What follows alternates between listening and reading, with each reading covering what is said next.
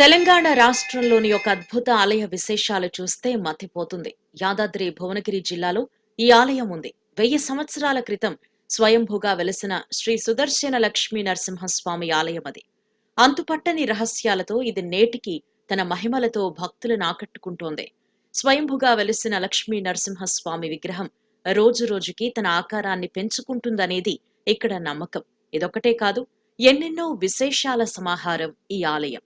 ఈ ఆలయం కొండ కింద ఉన్న కోనేరులో స్వామివారి దివ్య సర్పం స్వాతి నక్షత్రం రోజున కనిపిస్తుంది. నాగుపాము పడగనీడలో స్వామివారు కనిపించే అద్భుతమైన ఆ దృశ్యం భక్తులను తరింపచేస్తుంది. ఇంతకీ ఇలాంటి మహిమాన్వితమైన ఆలయం